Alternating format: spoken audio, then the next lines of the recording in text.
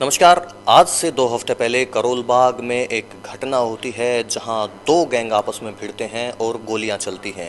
आज दिल्ली पुलिस ने उन गैंग के 2 शूटर्स को गिरफ्तार कर लिया है और ज़्यादा जानकारी के लिए हमारे साथ हैं डीसीपी सेंट्रल रोहित। एक क्रिमिनल गैंग के बारे में आपको ब्रीफ करना चाह रहे हैं। बेसिकली हमारे डिस्ट्रिक्ट का ये व्यू रहा है कि किसी भी तरीके की गैंग रिलेटेड एक्टिविटी को ना पनपने दिया जाए। पीएचक्यू के और वो डीसीपी सर की भी ये डायरेक्शन है। अभी आपने ऑपरेशन गैंग बस भी देखा, जिसके अंदर यही प्लान था कि छोटे छोटे या बड़े गैंग्स जितने भी हैं उनके जितने भी चाहे शूटर्स हों, चाहे फाइनेंसर्स हों, चाहे लॉजिस्टिक्स प्रोवाइडर्स हों, उनके ऊपर कंसर्टेड एक्शन लिया जाए। यही हमारा व्यू रहता है। इसी के साथ हमने भी कुछ अपने क्रिमिनल्स आइडेंटिफाई किए हैं पिछले 1-2 महीने में, जो हमारे डिस्ट्रिक्ट को, नॉर्थ डिस्ट्रिक्ट को, खासकर सेंट्रल रेंज को जो बार बार इम्पैक्ट किया करते हैं। छोटे छोटे गैंग्स हैं, आपस में इनकी लड़ाई रहती है।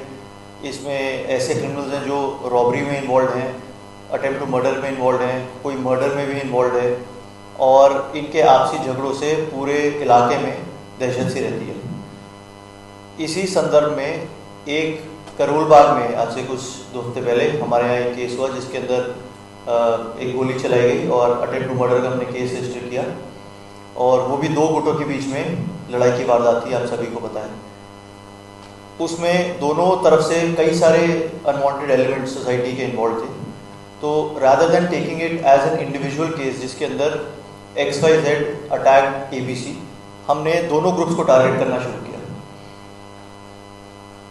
इसी डायरेक्शन में चलते हुए सबसे पहले उस केस FIR में कुछ लोग इन्वॉल्व थे, उन लोगों को हमने अरेस्ट किया और उनकी डिटेल्स अभी आपको PR में मिल जाएगी।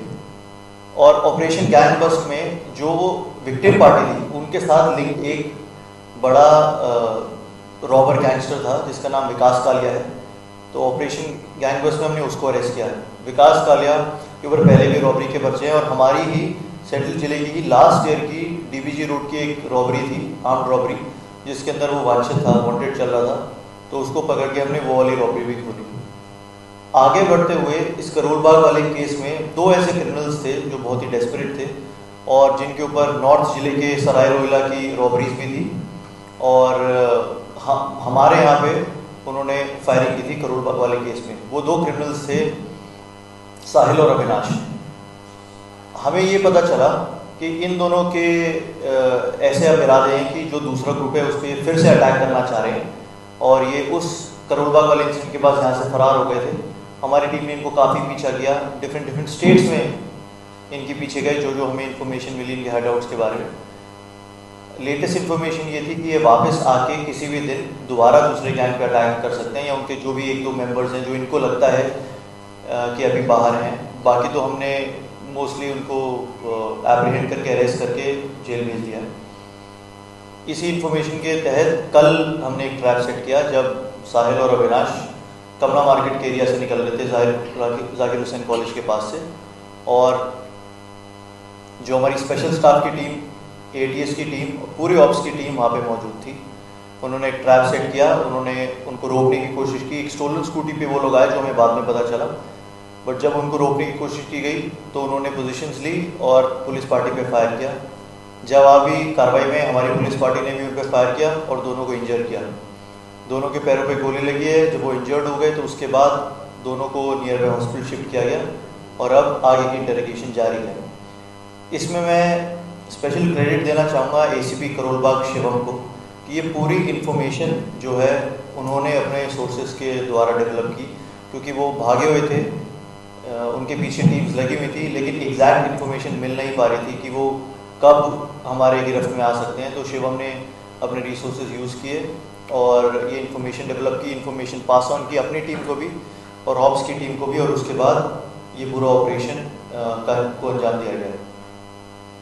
इस ऑपरेशन के बाद 2 ऐसे डेस्परेट रॉबर्स जिनके ऊपर पुराने रॉबरी के मुकदमे हैं, हमारे ही नहीं, सराय रोहिला के, नॉर्थ जिले के भी, जो पूरी सेंट्रल रेंज को इम्पैक्ट करते हैं। और सराय रोहिला, आनंद पर्वत, प्रसाद नगर, करोल बाग, ये जो एक्सेस बनता है, इन एक्सेस पे ये लोग बहुत एक्टिव रहते हैं, आपस में इनकी गुटों की लड़ाई भी रहती है। तो इस ऑपरेशन के बाद और बाकी जो अरेस्ट थे हमने जो किए लास्ट 2 हफ्ते में, और ये उसका कल्मिनेशन रहा ये ऑपरेशन। तो इन सब एक्टिविटीज़ के बाद हमारा ये मानना है कि बहुत हद तक ये जो आपस में गैंग्स में जो भी इश्यूज चल रहे हैं, जो लड़ाइयाँ चल रही हैं, उनमें जो लोग इन्वॉल्व हैं उनको हमने आइडेंटिफाई कर लिया है और मोस्ट लोगों को अब हम बाय वन वे और the other behind the bars ले जा चुके हैं। इसके अलावा कुछ और ऐसे क्रिमिनल्स हैं जो अभी भी हमारी नज़र में हैं, जो जिस पे हमारी इंफॉर्मेशन भी बिल्कुल लाइव चल रही है।